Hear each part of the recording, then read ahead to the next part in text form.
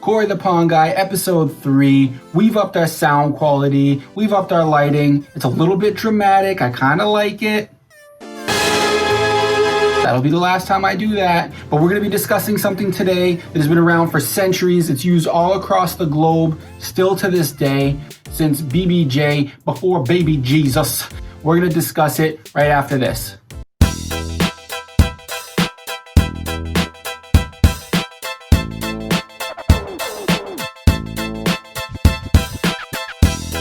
Over 50% of what pawn shops do every day is going to be dealing with gold. So it's imperative that they know how to test it correctly. And I'm gonna show you guys how to do it. You can get a kit for like under $20 on Amazon. So we'll show you how to use it. And there's a few different ways to test, but this is definitely the best one that we've found. All right, now what we're gonna do is we're gonna check it with a magnet. Now this is a rare earth magnet. A lot of pawn shops have these because they are extra strong. It's not going to make anything magnetic that wouldn't normally be magnetic, but it can definitely help us out in testing. So gold, as you can see, gold isn't magnetic, but this washer is, and we sucked it right up. That means this washer is certifiably not gold. If you don't have a rare earth magnet, which why would you?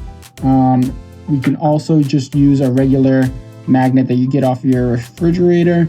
As you can see, gold isn't sticking to it, but if we get close enough to this washer, it will stick.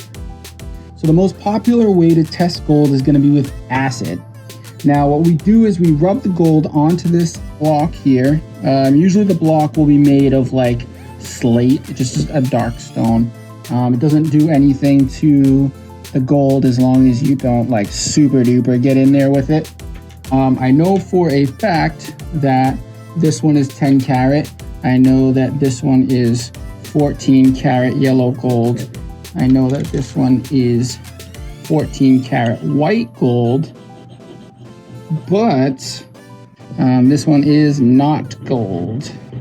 Now what we're gonna do is we're gonna take 10 karat acid. This is a mixture of nitric acid. We're going to put some 10 karat acid on there. All of the things that are gold should stay. The one that isn't gold should go away and fade under the acid that we put on there. Now what we're going to do is we're going to take 14 karat acid and we're going to put that on there. Now it should also fade and go away on the 10 karat mark that we made. So this is going away. We know that's not gold. This one, as you can see, it's much stronger under the 10. You don't want the acids to mix, but it's okay because we already got our readout. This one is staying under the 10, not really under the 14, so we know that this is 10 karat gold. These two, as you can see, they're pretty strong there. So let's make another mark with those so that we don't mix the carats. And we're going to drop some 18 karat acid on there, which is going to be a mixture of nitric acid and hydrochloric acid. The acid is a lot stronger. And as you can see, both went right away. Let's pop that bubble so it's easier to see. So those, you know, are 14 karat. Now I've had customers that have done this without knowing. I don't know why people need to touch things, but they don't know what they are. But sometimes they'll come in and they'll dip their finger in the acid. Do not ask me why. There's just some people on this earth that are not like you and I. So what I'm going to do is I'm going to show you exactly what happens if you touch the acid. We're going to do one shot at this, and I'll show you a picture of it once it gets going later. Just a little dippity doo there. It doesn't hurt right now, but it is killing that top layer of skin. There are definitely other ways of testing. You can use an XRF machine. Those are really cool. They don't always get exactly through the entire piece of gold. So if something's thickly plated, it's gonna give you a bad readout, but it uses an X-ray to kind of get through there, and it tells you exactly what metals and what percentage those metals are when you shoot something. So if something isn't plated, it's pretty cool. It can tell you if something's under carat or not. The other thing you could do is measure the density. You'd need a scale and some water and use some math there. I'm not Bill Nye, so we're not covering that today. The other thing you could do is you could bite into it. I mean, that's not an accurate test at all, but you'll see different people doing that, you know, back in the day. Olympians like to, you know, on their medals. You know, the only way you're biting through a piece of gold is if it's gilt.